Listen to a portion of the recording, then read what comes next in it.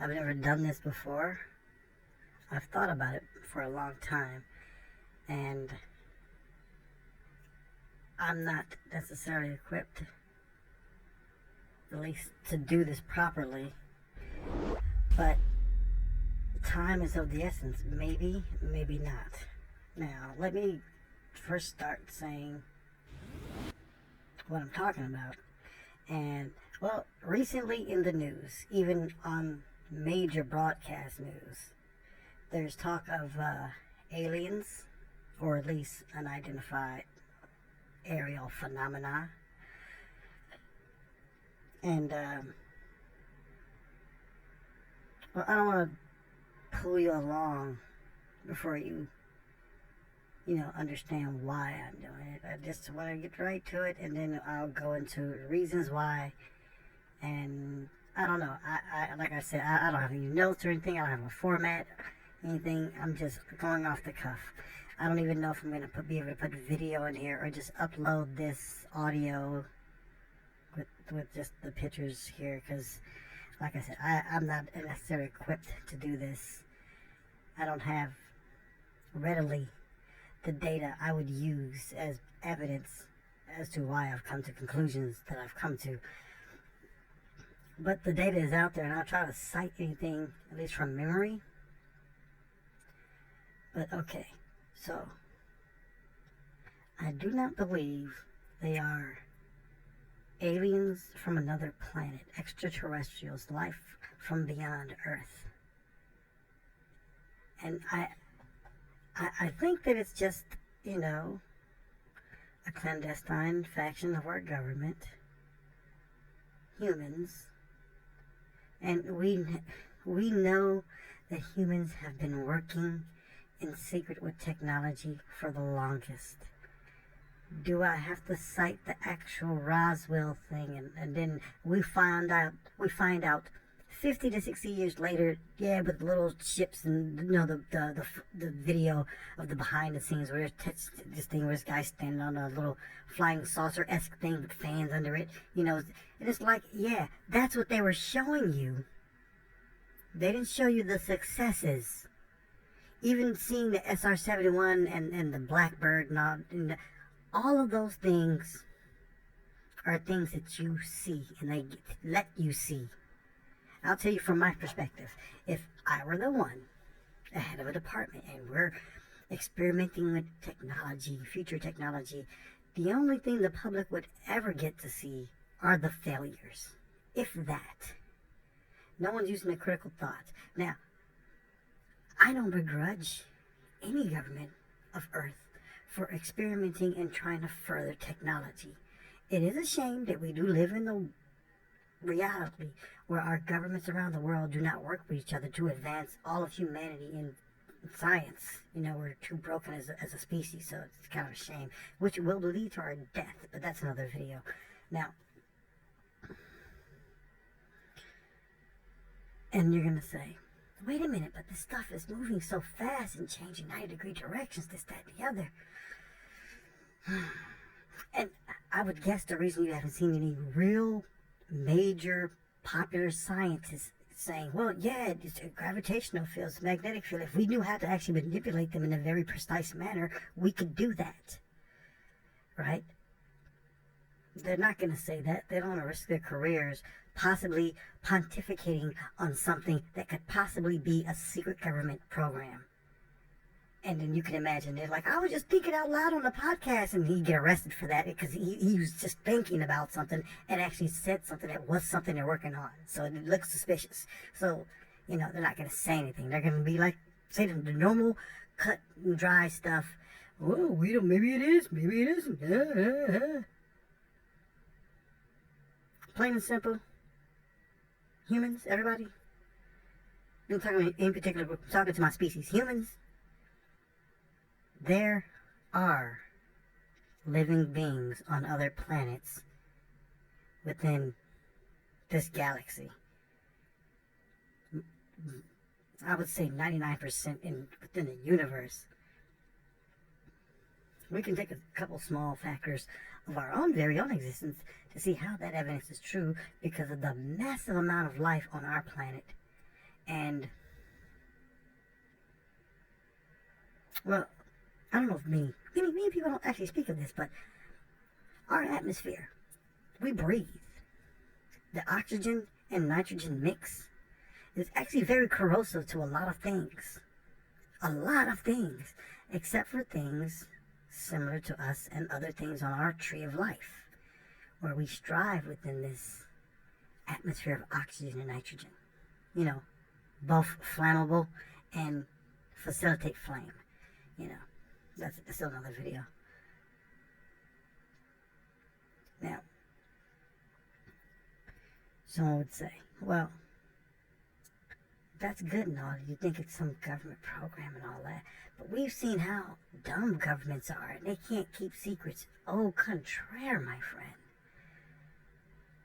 Our governments are not in power because they are stupid. They are in power because they are smart. And the best way to stay in power is for people to think you don't know what you're doing, all the while knowing exactly what you're doing. So, the opposition is always caught off guard. Just giving a little background as so, you know.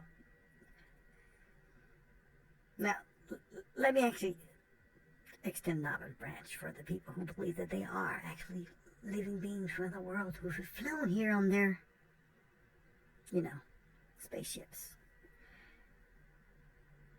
As Stephen Hawking has said, Elon Musk, and I do believe even Albert Einstein pontificated on the very fact that if an alien species were to come here, they would not be peaceful.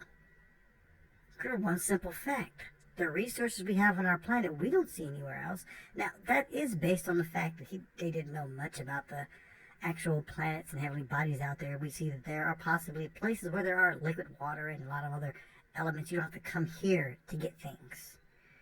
But there's one thing that is here that is different than most places in the universe, and that's there are living things here. There's a species here that has developed a number of languages. They know science, not just math. You know, they have literature. They literally have culture, multiple cultures.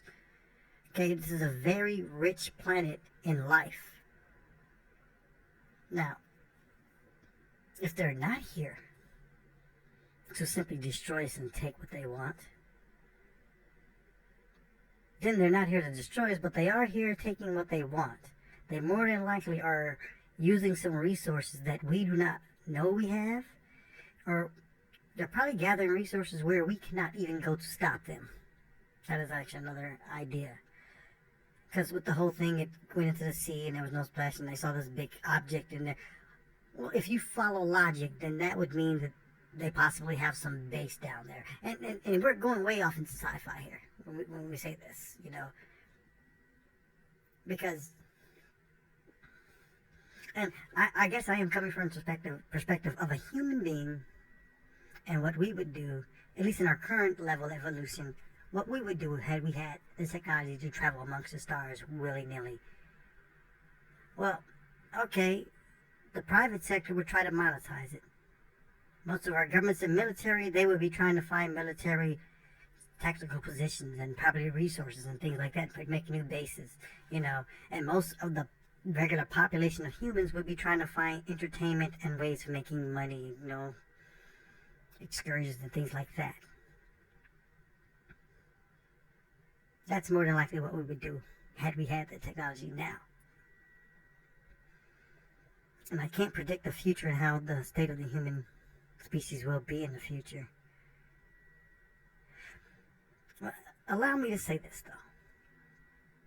If you were to be a species that is spacefaring, and I use that term extremely hardcore when I mean spacefaring, as in your entire species understands space travel, at least to the fact that you routinely go there with your species, you have citizens in space, it's nothing new. Citizens go about a solar system normally like a bus. That's spacefaring. What we have done is space poking. We've touched space. We've tickled it. We haven't actually done any real spacefaring. And one thing we have done on this planet, and I'm quite proud of it, are a number of things we have accomplished as a species. Global communication, almost instant global communication. That is technology of sci-fi, my friends. But there are other things that we invented or created quite a while ago, and are still very important for the growth of a species. One would be mass production, the assembly line, 100% those two things. And I do believe metallurgy, the idea of forming, harvesting, and refining metals and chemicals. Those are some very big things for a species to do, to have the knowledge to do. I don't want to go too much off subject about the current state of the world with the aliens and all. Now, I will say, honestly though, if those things are the aliens from another world, then you should really be shaking in your boots.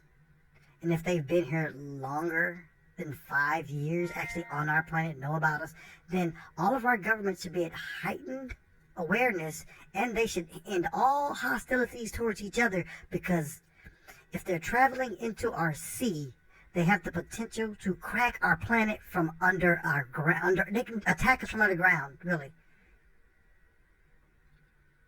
And I'm pretty sure most governments already know, well, we don't have the technology to even fight. I mean, at the very simplest, if they have space travel, they can take any number of asteroids from our own asteroid belt and start flinging them at our planet. They don't have to get into a battle with us. And that's just a human coming up with a plan. So, an advanced civilization. And like I say, I say this all speaking in high sci-fi realms, because not that I'm so smug that I think that, no one can be more technologically advanced than humans. No, that's far from the truth. But here's my thing. Okay, we have spacefaring aliens, right? So either they're a united species that is traveling in this, throughout the verse for resources, or conquering. Maybe you're on a Earth term humanitarian mission, which, if you're an intelligent enough species to care about other life on other planets, then you would know not to interfere with their natural development. So they would not be doing that.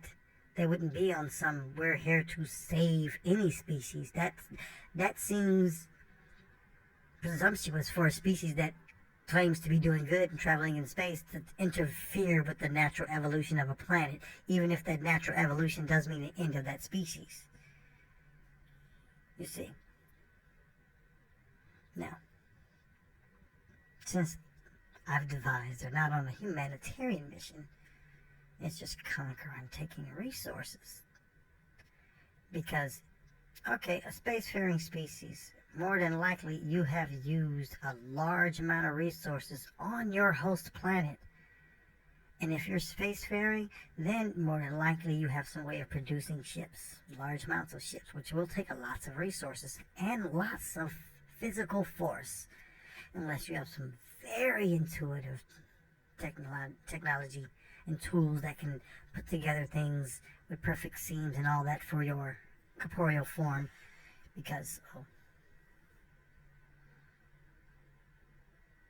how will you operate things unless they're moving all by their mind? Which, again, you have to understand, if you're moving something by your mind, that means you are actually generating an electromagnetic field from your brain and projecting it around an object and moving it. There is nothing else that will move an object willy-nilly unless you're using an electromagnetic field, some form of field to go around it and lift it. Other than that, there's something physical. Unless, I know, people say, well, there's some things we don't know. Yeah, well, there's a lot of things we do know. Maybe. I brought this up a couple times. Maybe what we would perceive as levitation from mental faculties. Maybe they're moving it with some physical, appendage, but it's not within our visual spectrum, so we can't actually see the vestigial arm or whatever that goes out to grab and move something or grab someone. You don't see it because it's not within your visual periphery to see. It escapes us in being able to see it. Now, we do know we only see within a small spectrum of light, so it is very possible that we could come across beings or technology or things that we can't physically see. We already know that things we can't see, but something big and tangible that we can't see because it's not in our visual parameters. It's not in our visual spectrum. Lots of pontificating on that. Lots of thinking and adjusting. Now, I do want to continue more on this topic of the spacefaring aliens and really what it takes and what it means to be spacefaring, because it's been my supposition for quite a while. And I always tell people, how come we can't be the first to put too fine of a point on it? When you think of a galaxy, just take some imaginary galaxy. And we say we populate the galaxy with life, all throughout the life, but none of them are close enough to see or to detect each other, but it's life all throughout that galaxy. Well, at some point, say we know within this experiment 100 of the species of maybe 200, 400,000, any large number, are in that galaxy. And all these hundreds and thousands of species are in this galaxy. We know that all of those, maybe 200, 300, are actually going to become spacefaring species. They're going to actually get into space with the ships and all that and start exploring. Well, one thing is a definite fact. There's going to be a first. There's going to be a first species, and it depends on how you categorize it. If you say the first one to launch something in space or have satellites, I'm sure a number of them will have that. If they get to that level. I'll get more onto that in just a second. But it would make sense that there's going to definitely be a first species that makes it there. And I guess you could say I feel a little bit insulted as a human that other humans instantly give away all of our accomplishments and things we've gone through to say, some other species we've never seen, they're 100% better than us, they're smarter than us, they know everything. Well, what would their history look like? This alien species that's so much more advanced than humans. Well, a lot of prominent scientists will say, well, they more than likely would have a history maybe similar to ours, maybe more harsh, so they've learned the dark ways and they've become one as a species, and that's what allowed them to actually branch out into space as a species and not just like a few pockets here, a couple governed by these. No, actual ghost space, yeah. Well, I would interject, I would add to that. Our history is sufficient enough, actually, to be a first species to become spacefaring in this galaxy. And you say, oh, but we see all the news. Well, follow my mode of thinking. If this is, in fact, just more of humans testing out new technology that is top secret, because I can't tell you, could you imagine scientists in America coming out? Yeah, we just came out with zero propulsion energy. Yeah, you can get in a ship and go 40,000 miles real fast. And you can get this and this. The world will lose its mind. Other than people saying bullshit, we want to see this, happen. But the first government to show that, and openly show that, they're almost saying, come attack us and try to steal our stuff, really. It's something you would definitely keep under wraps. If we're the technology we are now, if there are, let's give a vague figure for a number of people who know and work on this thing. Say there's 300 people who work on this. The scientists who have designed it, this guy came with the map, he kept designing this, he's the pilot, blah, blah. It's still so few people know of something that is ground. It's like having a plane in the 1400s. or the 1100s, and you have a jet plane, it would blow people away. This is an alien.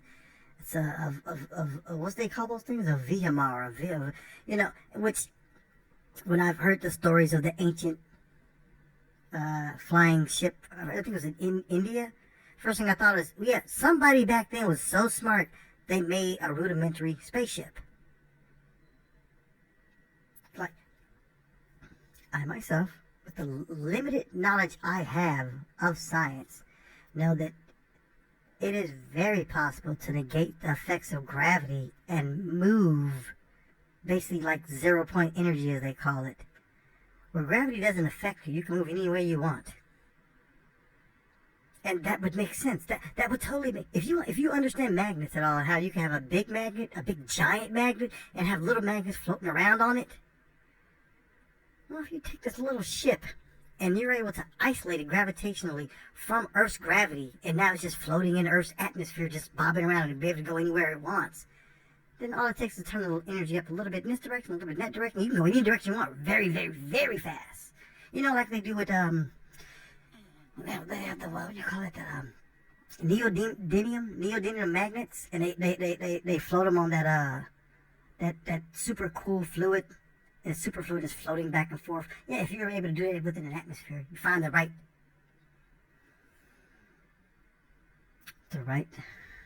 parameters. I only pause because there's three things that I guess after seeing this on the news and knowing, I guess I can't say no for a fact, because maybe I should say I know for a fact, because things like to prove me wrong, and that way I'll say for a fact it's not aliens, and then aliens actually show up. I mean, I should actually do that so we can get aliens, but I think they're going to kill us, so I probably shouldn't say that. Other than that, I'll just say the three things. I left a comment in, I believe in a Titus podcast or something, where I was pretty upset with the fact that everyone keeps thinking that they're aliens and will not entertain the idea that it's humans, that we have this knowledge and power. You give it away to some unknown thing. All the knowledge and strife that we've gone through to get to this point as a species, and the first thing you do when you see a true advancement in human technology is say, oh, it's aliens. Remember, that's what people say about the pyramids, and this is an object made of stone. And anyone worth their salt with any moniker of intelligence knows now that the pyramids were built by humans. There's a number of scientists, and almost at the same time, all kind of figured out, wait a minute, let's do some thermal scans and see what it's actually made and how it was made. And what do you know? Spiral design. Every time in our history we have thought it were aliens, it turned out to be an amazing intellectual event. Someone just thought of something unbelievable out of nowhere and invented it. And we like to give it to aliens. Well, because sadly to say, humans, we promote diseducation. That should not be the thing. We should not be happy that someone knows less. We should want them to know more. And we shouldn't be wagging our finger at people who don't know more. Do your best to help them know more. Because the more of us have knowledge, the better things are. I'll tell you off that tangent. Let's get back to the point I was making earlier, where I said we'll get back to it. I don't know how long I've been going. I don't want to go too long. So, we'll end it with this last little postulation I have. I really intend to do a video entirely on this subject. I just have not been able to format it properly, because there are so many different things, so many different thoughts. And I'm already a pretty much scatterbrained person, so it's kind of hard to focus on what I'm going to talk about first and lead to the next, so that it all seems very easy to follow. So I'll just start. That's the best way to do it. I'll just start here. Now, I would say there's life all throughout our galaxy. I'm not going to cover other galaxies because I figure if you understand one, it's pretty much similar to all the galaxies, maybe with a couple of variations depending on the shape of the galaxy and the history and how it formed and all that stuff. Okay, so we got that out of the way. Let's start. So in a galaxy, I would say it's teeming with life, but because space is so vast, and it seems almost insurmountable. It really is for a planet-dwelling species. It is equivalent to an ant deciding it's going to swim across a pond to the other side and live. There's no way a single ant will be able to swim across a pond. He'll get halfway, but he won't make it. He won't make it. It would take all of them to stream together as a lattice and actually stretch across the pond, and then they would all be able to get across the pond. That is the only way, just like space travel. But so we have what I call the tiers of life, the different levels. I would say about anywhere from 65 to 76% of life in our galaxy or any given galaxy make it to about, I'd say, the Egyptian age. No further. They have very rudimentary understanding of magnets. They understand fire. They can create smooth surface and things that are very artsy and all that. But they haven't got to the point of being able to work with chemicals in a deliberate fashion or metals. They've stopped out, they've tapped out, and the furthest they go as a species is the Egyptian age. And we've seen a number of those on our planet get to just the Stone Age and no further, and they cannot go, they just don't go any further. And most of the time, it's not a physical thing. It will more than likely be a social thing within their own culture. Let's see. Before I go into this was everywhere. Now, I would say of the leftover percentage, a very small percentage, I'd say maybe 5 to 8% make it to the industrial age. And the industrial age is like the invisible barrier for most species in the universe. I'd say of the species that go beyond the industrial age and they make it to the information age, not even the technological age, just the age where in which they're moving about in technology. They have a society. They more likely have a spoken language, understandings of math and chemicals, but they do not understand their impact on their own environment. And also, let me say, it is actually commonplace. It is commonplace, at least from my own populations and stuff. It's commonplace for a species to actually suffocate itself within its own greenhouse gases. That is actually a very common problem throughout the entire galaxy. Because most species do find a way to produce energy, and it always involves burning something or changing the chemical process of one thing into another. And it is very rare on almost every planet, no matter what planet you go to, it's almost rare that after you change the chemical process of one thing to another through thermal convection, that it has good things left over, good properties. Usually it's not a good thing after transforming it like that. I would say that's ubiquitous. You'd have to be on a special planet with special chemicals, special chemistry for you to change the element of one thing into another, and the residue of the things that are left over are things that can be used for anything. And of that, I would say maybe 3% and fewer get past the technological age. And we are on the precipice, actually. Now, it may seem like we're only like maybe 10, 20 years away from being very advanced. No, we still got another 200 to 300 years of grinding to go before we can actually say we're possibly going to get out of this and be a spacefaring species. We have a great deal of social problems and economic problems and actual just structural government problems all around the world.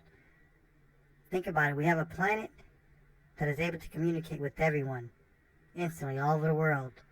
Yet we are still broken, fighting, killing. Now, as we go further in the future, we gain more technology and more power. If we do not quell our violence, it would only take a few people to cause a very large destruction that we may not be able to recover. And that is the spiral that happens to a lot of species. After a huge calamity, whether it's a collapse of a major government or a collapse of a major power source, most species never recover after more than 50% of the population is taken away from the system, whether it be social, they're very starved, they had a sickness. I mean, it's hard for a species to recover after a calamity. Now, we have avoided one. We did not even come close to even getting one. We've avoided a calamity on this planet a number of times. We actually are able to film a heavenly body striking one of our planets in our solar system. Now, that's something that would change most species. But at the time we were divided, so actually not many people even knew that it happened. Crazy. But let's get back onto the subject at hand here. Now, all that I was saying earlier about the levels that a species can get to, all that is extra on top of if they actually have a planet that can survive long enough for them to do this.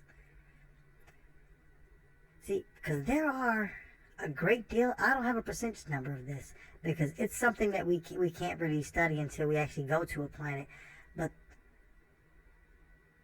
most of the time, a good number of times, I would say most of the time, a good number of times, a species has no chance of ever even becoming a civilization because of its environment that it's in. I mean, you can evolve and become a species, a very agrarian species, and before you know it, taken out by an asteroid. Or maybe you live in a binary system, and your entire evolution happened on one cycle of that binary swing, and as soon as it came around for that second swing, ended your species. It could be as simple as a major volcano, a flood. I mean, your entire species could be in one valley.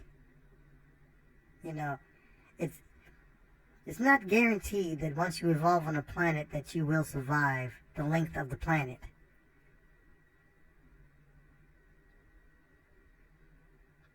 And there's a whole bunch to talk about there.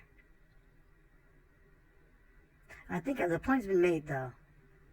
You have to make it past the environmental hurdles first before you can get to actually creating a civilization. And then once you create your civilization, can you hold on to your civilization and help it build to escape the planet?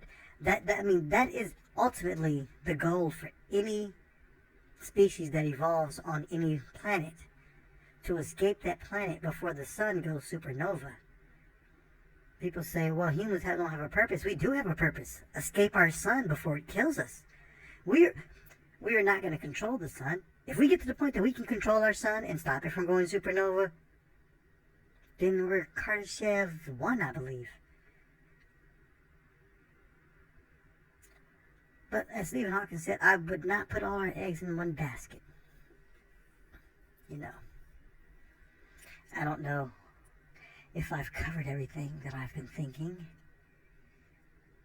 Because, yeah, it's a tough deal to be a spacefaring species. It's not easy.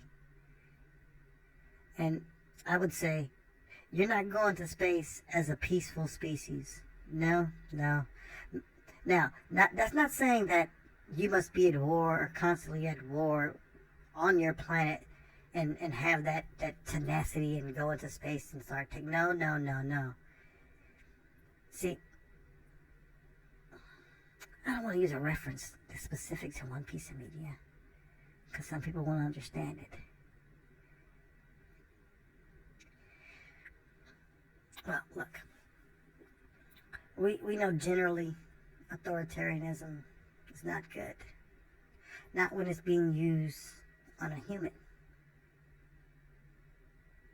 Now, this may be a bit dark, but I'm speaking of our species.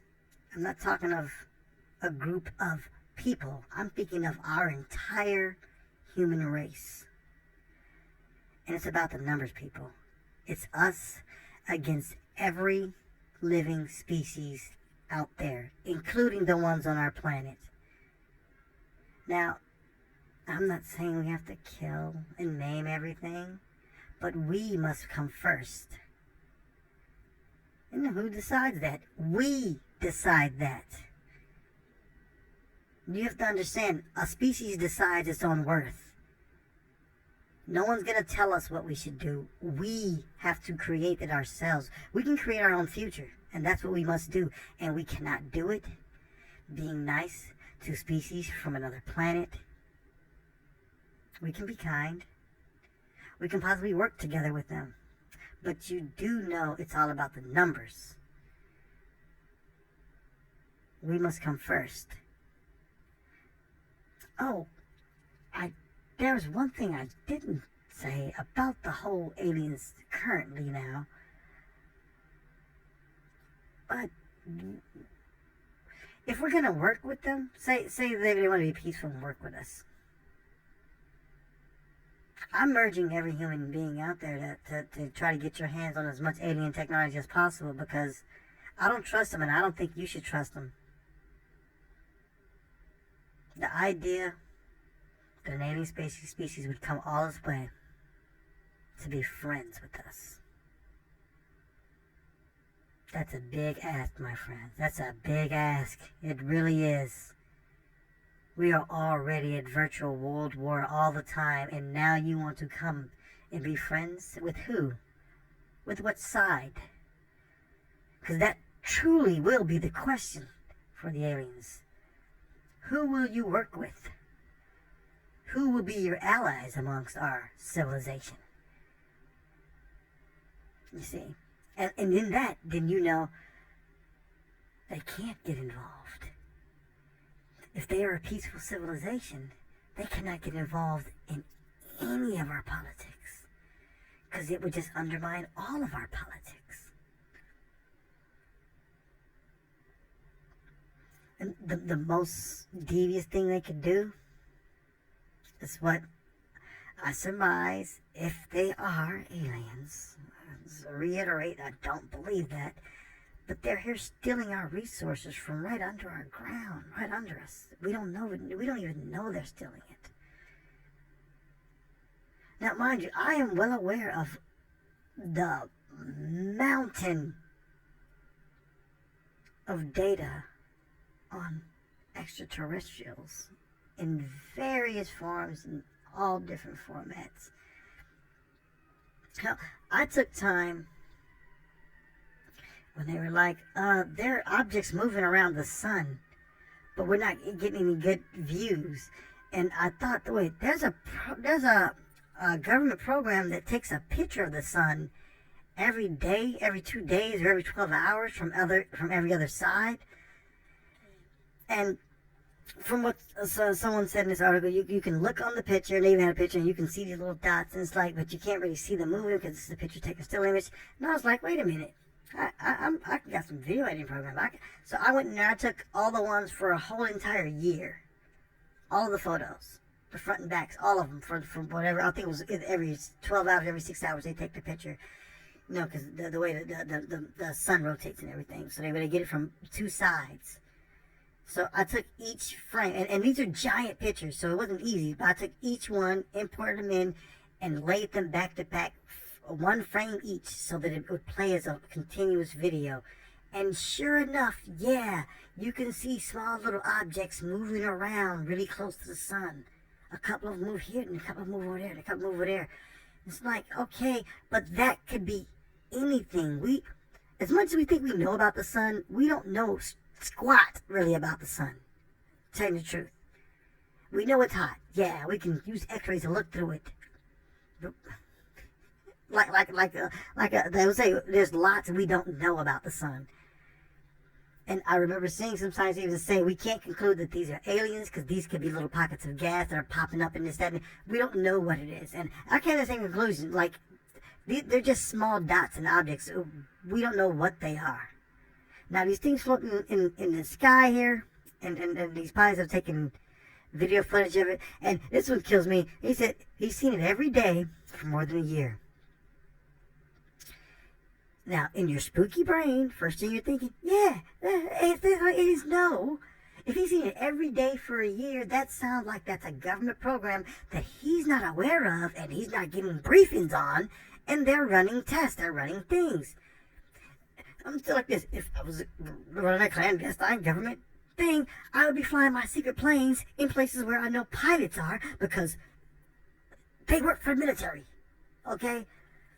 They may see them. Okay, well, what are they going to do? They're going to steal their Star Savage. It's going to come up to the branch and eventually get to someone and say, hey, they saw your ship. Yeah, big deal. It's seriously, big deal. It's just that no one's ready. We're not ready for humans to have the technology yet. And it is dangerous, to tell you the truth. You separate something the size of a school bus. This is a car. You take that, you separate it from Earth's gravity, and it's in its own 0-point field. It can crash into something with a force close to the force that a meteor would hit the planet. I mean, the force that you can hit things with, seeing as you are now unhinged from reality. Now, I guess you can say I saved a piece of resistance for last. Do you remember that our scientists, no, not our scientists, I think the scientists at CERN, they were the ones, they found the Higgs field, as in, like, they knew the frequency of the Higgs field. You know, the field that gives weight to all particles, that field.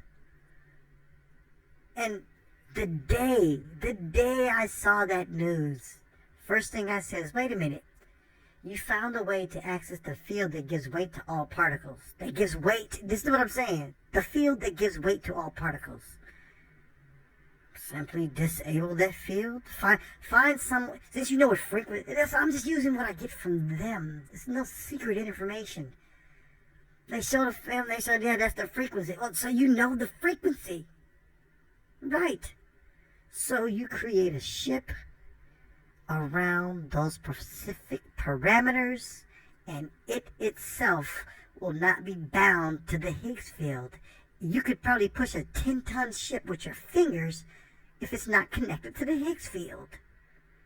Now, in my own theory, I thought, okay, but if someone disconnects someone from the Higgs field, wouldn't they fly away from the planet? No, more than likely they wouldn't, because, in further thinking, gravity goes through all. I mean, there's even a theory that gravity's coming from other dimensions and we're all sharing the same gravity because it doesn't make any sense how weak gravity is but so strong, right? Well, yeah, so I guess if you detach yourself from the Higgs field, it doesn't matter if you're around a very large gravitational field. You know, this warping space because you're inside that warped field. You may be disconnected from the local magnetic field, but you're still within this very, very large field that warps space and, believe it or not, warps light. Light's not going to warp on our planet, but it will warp around our planet as it passes by our planet to go to another one. It will completely bend around our planet. You know, they call it gravitational lensing. And if you were looking at Earth from such a distance where you could only see the gravity of Earth, you would see the light bend around it. It would not be much of a bend. We don't have to, you know, we're not like the galactic center of a galaxy, or we're not like a black hole or anything, but it's a sufficient gravitational field that it will bend light a bit, you know. I think I might have covered everything I want to cover. I don't know if I should keep going, because like I said, I'm just spitballing here. I don't have a format of I'm going to talk about this and then talk about that. It's just that It's been racking my brain for so long.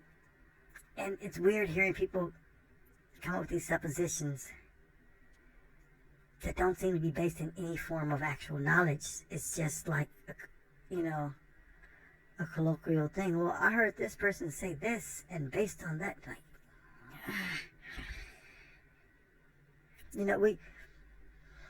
a lot of things in our life we live actually based on science, and we don't know we live it based on science because we didn't learn it a scientific way. We just learned it worked, and so we just adopted it to us. It works. But I will tell you, humans, science covers you from top to bottom.